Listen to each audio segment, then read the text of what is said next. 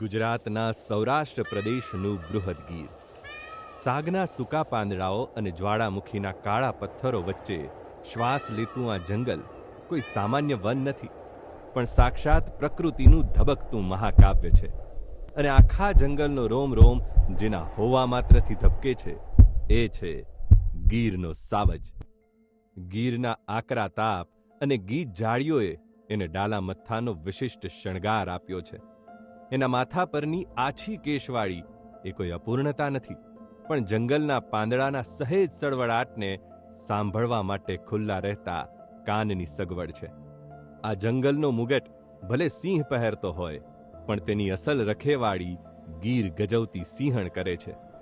ગીરની સિંહણોમાં હરીફાઈ નથી, પણ સમર્પણ છે. જ્યારે કોઈ એક સિંહણ શિકારે જાય ત્યારે બીજી સિંહણ પારકા બચ્ચાને પણ પોતાની છાતીએ વળગાડીને ધવડાવે છે. બહેનોના આ અતૂટ પ્રેમે જ આખી પ્રજાતિને એક તાંતણે બાંધી રાખી છે. આ જ વગડામાં સિંહોના આ રજવાડા સાથે એક તાલ થઈને જીવે છે નેસડાના માલધારી. ધૂળિયા રસ્તે માલઢોર લઈને જતો માલધારી અને થોડે દૂર શાંતિથી બેઠેલો સિંહ. આ દ્રશ્યમાં કોઈ ભય નથી હોતો. જો ક્યારેક સિંહ પશુનું મારણ કરે તો માલધારી તેને પ્રકૃતિનો કર કે પ્રસાદ સમજીને હસતા મુખે જતું કરે છે. એક એવું સહજીવન જ્યાં વનરાજ અને માનવી બંને એકબીજાની મર્યાદાનું સન્માન કરે છે. અને જ્યારે અષાઢના વાદળો ગીર પર ઉતરી આવે, આ સમય હોય છે નવ સર્જનનો.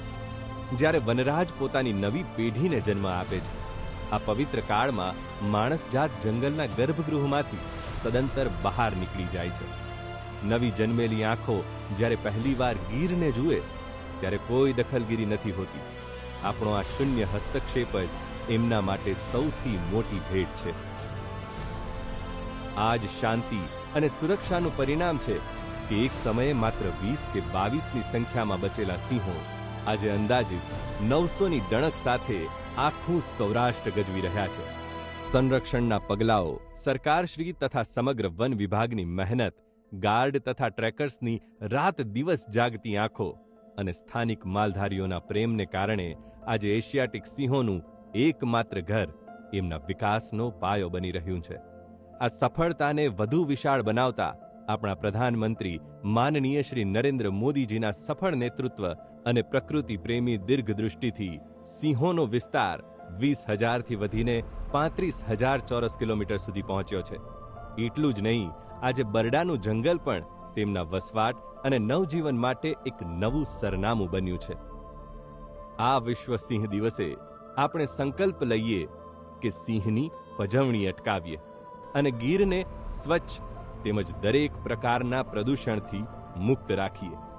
ગીરનો સિંહ માત્ર ગુજરાતનું ઘરેણું નથી, એ અસ્તિત્વની જંગ જીતવાનું એક જીવંત પ્રતીક છે.